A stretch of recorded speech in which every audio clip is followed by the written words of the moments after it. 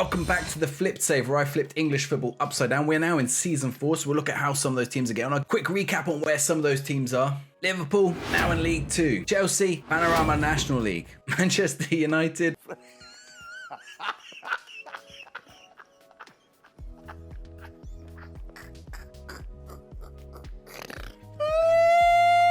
Vanorama National League. Weymouth, Champions League. Notts County, Premier League champions, and also in the Champions League. So we're going to start all the way down in the Vanorama National League South and North first, and then we'll work our way up the divisions, and then we'll have a quick look at the cups, both domestic and the European competitions also.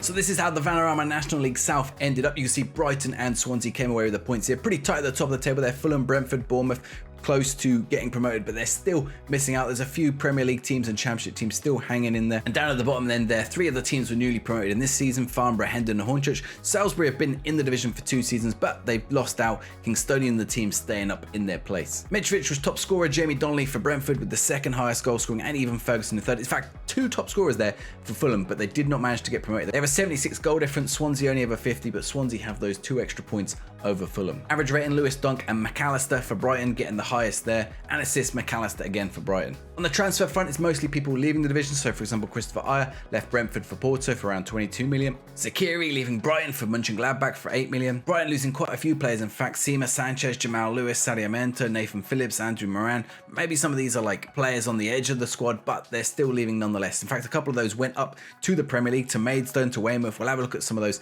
later on when we get to that division. Brentford also lost Ivan Toney to Leicester for 6.75 million. That's a pretty good bargain for Ivan Toney. And they sold Josh Da Silva to Rochdale, who were last season's Championship winners. They're up in the Premier League this season. They sold him for around 5 million. Interesting to see how Rochdale get on with him. National League North sees Leeds and Wolves going up, Leicester just missing out, West Brom, Sheffield United, Burnley just a bit off the pace. A few other Championship teams still hanging out there.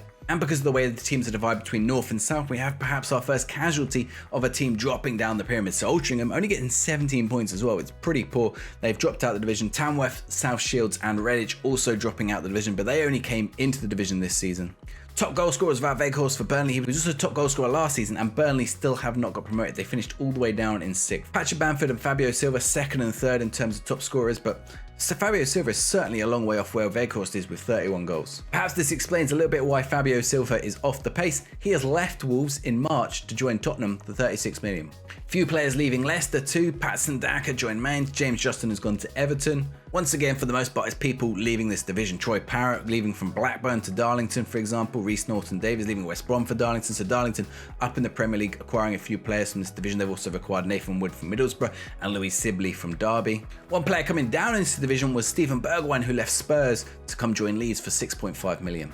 In the Vanorama National League, Arsenal go up 122 points. They missed out on goal difference last season, and they are joined by Southampton, who only got promoted last season but missed out the season before, also on goal difference when Arsenal went up. So Everton, Newcastle, Villa, Spurs, these teams all miss out. This is where the bit of the bottleneck is for the Premier League teams to get back into the league pyramid. Of course, we've already seen Chelsea, Man United, Man City and Liverpool go up, but here is where they're sort of going to get stuck as they come up from the divisions below and get stuck in the National League with only 2 promotion spots. Dropping out of the division, MK Dons and Shrewsbury, perhaps a bit unlucky because they've been in this division for a while, but Chelmsford and Wealdstone a long way off the pace. Those are the teams that came down. Wealdstone from League 1, Chelmsford from the Championship, and they're going to be going down into the Vanorama National League North and South. So this is going to be kind of a tough test for them, but they probably made a bit of money on the way down as well, so it's going to be interesting to see if they can stay in those divisions next season or if they're going to become victims of the system. Top goal scorer Eddie Nketiah at Arsenal, 23 goals, Liam Delap at Newcastle, and Anthony Martial, 21 goals for Southampton. Average rating was dominated by Arsenal players: Ramsdale, Tomiyasu and Ben White. And the assist maker, perhaps no surprise, James Ward-Prowse. He was last season's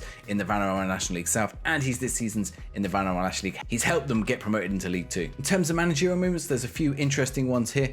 Ralph Hasenhüttl has decided to leave at the end of his contract. He was replaced by Liam Manning. Liam Manning was previously at Wrexham, all the way up in the Premier League. He got them promoted from League 1 and the Championship. So he swapped a Premier League job for what is now going to be a League 2 job. On the transfer front, a little bit of movement. Tomiyasu left Arsenal to go to PSG. Fabio Silva, we already saw that deal that happened earlier on. Emil Smith-Rowe has left Arsenal. Origi has left Arsenal. Van der Beek has left Arsenal. Lokonga has left Arsenal.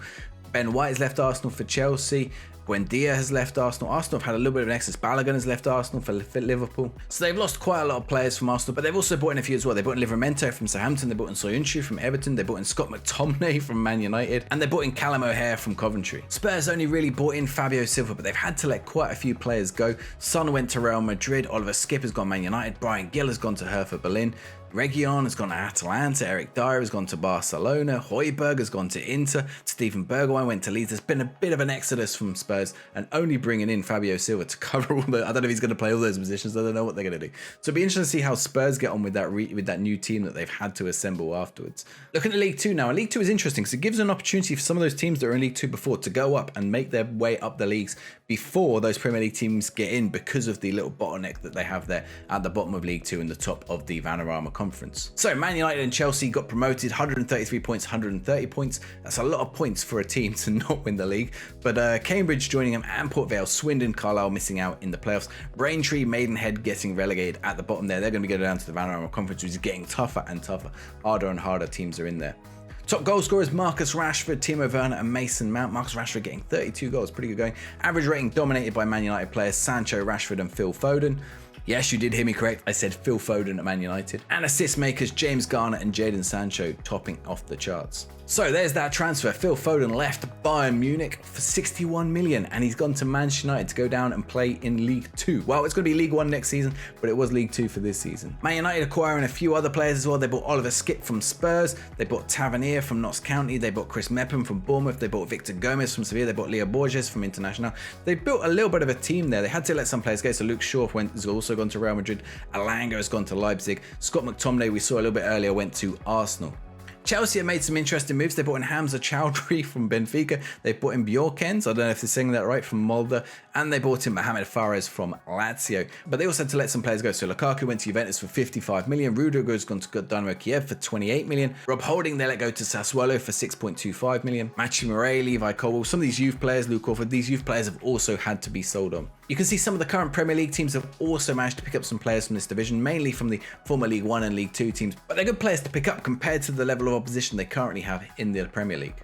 In League 1, perhaps it's no surprise, but the continued rise of Liverpool and Man City. Salford missing out, but Rotherham continue to join them on their rise back up towards the Premier League. They're now going to go into the Championship next season. I want to know in the chat if you think Liverpool and Man City are just going to go straight back to the top of the Premier League. I don't see any reason why not. But what do you think? Do you think it's going to take them more seasons than we think? Are those teams in the Premier League going to be ready for them by the time they arrive? Or do you think it's going to take a longer project for some of those Premier League teams to get to the level of Liverpool and Man City? Down at the bottom end, Barnet, Boreham Wood, Kings Lynn and St Albans have all been relegated. Leamington, Hampton and Richmond have steadied the boat a little bit. They managed to stay there. Leamington, of course, were in the Premier League and they just started in a little bit of free fall. So to finish there in 17th position is pretty good for them. Top goal scorers, perhaps no surprise, Kylian Mbappe, Alexander Sorloth second with 25 goals and Mo Salah third with 25. Average ratings go to Salah, Sterling and Van Dijk, and the assists Sterling, Barlasser at Rotherham and Ben Wiles at Rotherham. What's interesting on the transfer front is how many players Man City have had to get rid of and how few they brought in. So they had to get rid of Jesus, Marles, Ben Johnson, Coyle. Like, a lot of these are youth players, but still they've had to really narrow down their squad. I mean, really only Gabriel Jesus is the top player there, but they've sold him to Liverpool, who are their divisional rivals. They've sold Marles to Lazio. Ben Johnson has gone to Hoffenheim. So they're starting to get rid of some of the future assets that they would have had at the team. On the other hand, Liverpool are making quite a few acquisitions. They bought in Jesus, that we mentioned also. Balogun, that we saw came from Arsenal. Yangel Herrera, they bought from Dortmund. Sule, they bought from Juventus. Noyan Perez, they bought from Atletico. So they're making a lot more acquisitions than Man City are. In the Championship now, and you can see Sunderland continue also their rise. They got that 1 year head start on those Premier League teams up the division. Forest Green and Northampton equally joining them on their rise on the way up. Down at the bottom end, Havant, Waterlooville, Curzon Ashton and Hereford all relegated. Curzon Ashton, unfortunately, despite winning the Premier League before, they're now going down to League 1. Hopefully, the money they got from winning the Premier League and appearing in Europe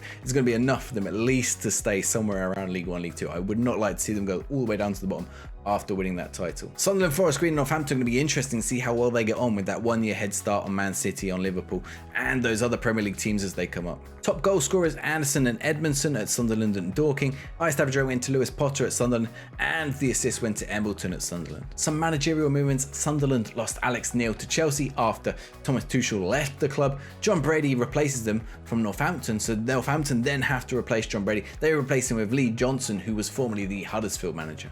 On the transfer front, and this is kind of interesting, so Sunderland have started to sell up quite a few of their players to those teams that are in the Premier League. They sold Embleton to Maidstone for 12 million. Richard Craig also went to Maidstone for around 10 million. Sunderland then sold 3 players to Grimsby for around another 18 million. Serkin Matete and Chris Moore. And then they've reinforced themselves with the money that they made from that. So they brought in Keane Lewis Potter, Sander Burge, Chucho Hernandez, Elias Chair, Adebayo, Daniel Furlong, Adam Messina, 3 of those coming from Sheffield United, the others come from QPR, Lecce and West Brom. Forest Green also spending a bit of money, spending 1.8 million and 1.6 million on Viner and Diawusi from Bristol City and from Breda. Premier League time and the champions once again. So this is a second season running for them. Notts County are the champions. The newly promoted teams Rochdale and Mansfield can only manage European positions. In fact, Mansfield only manage the Europa League. Rochdale will be playing in the Champions League next year alongside Weymouth. So we saw Weymouth do pretty well last season and they seem to have done it again this season. Grimsby also joining them. They were one of the teams that came up a few seasons ago. So those teams are doing pretty well for themselves. In Weymouth, I've got a good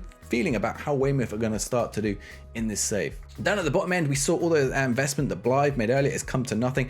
Blythe have been relegated along with Concord and Hemel Hempstead. Top players in this division, Tyrese Campbell for Telford getting 17 goals. These are really low goal counts compared to what we were seeing down with Mbappe and Salah down in League 1 and League 2. Robert Fernandez for Notts County, 15 goals, along with Marcus Force also getting 15 goals for Weymouth. Highest average rating was Daniel Ballard at Notts County, and the most assists was George Maris at Mansfield, who got 10 assists. It's really low numbers compared with what we've seen already. You can see there, Maidstone, the champions from 2 seasons ago, made a lot of investment, have only managed to finish in 12th. There's a weird little merry-go-round of managers in this division as well. Nigel Pearson is sacked by Sutton for poor results, so they decided to bring in Ian Birchnell from Notts County. I don't know why he left Notts County. They had won the Premier League last season. They were on course to win it again this season, but he left Notts County. Matty Taylor is then offered that job at Notts County. He is the Telford manager, so that he leaves Telford, and guess who gets the Telford manager? None other than Nigel Pearson, the person who was sacked from Sutton in the first place. Of course, you see there, Notts County finished first, but Telford, Nigel Pearson, is actually finished a position above Sutton despite losing his job there. I think you're either being very, very silly or you're being absolutely stupid. One of the two. The transfer front is where things start to get a bit interesting here. So Philogene Bides has left Aston Villa for Alfreton for 15 million. Brennan Johnson left Forest for Telford for 12 million. So they're starting to spend some of that money. Not quite spending loads yet, but it's interesting to see how much more they're spending than what we saw a few seasons ago. Raul Guti has left Elche, joined Notts County. You see how many players Notts County buy in here. Liam Kelly from Motherwell, Max Kilman from Wolves. They bought in Troy Parrott. They bought in Jacob Ramsey from Aston Villa. Maidstone also, I said they'd invested a lot. Zach Medley from Oostende. They bought in those 2 players from Sunderland, Embleton and Craig. They've also brought in Jack Stacey from Crystal Palace, Alex Myton from Charlotte FC. In fact, Charlotte FC really show up quite a lot on the movements from this division. I wonder if it's something to do with them being a new team in the MLS. Zian Fleming, they brought in from Fortuna Sittard. They brought in Josh Onoma from Sheffield United. So quite a bit of money being spent here. You can see none of these are massive big spends, but they're all around in the couple of million mark. Now, we have to come quite a long way down before we get the transfers that are under £1 million.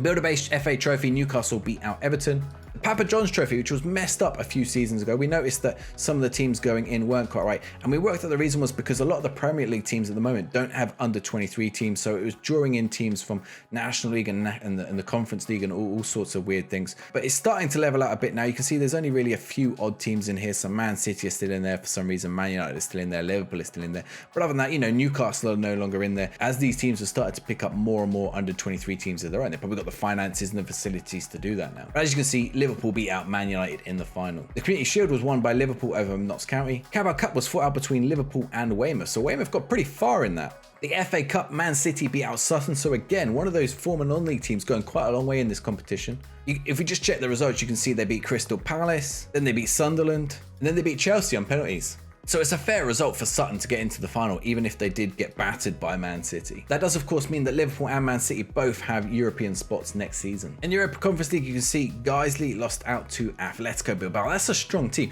They only lost 2-1 both home and away, so it's a decent showing for Guiseley against a really strong European team in Spain. So we don't get an English team through into the league stages.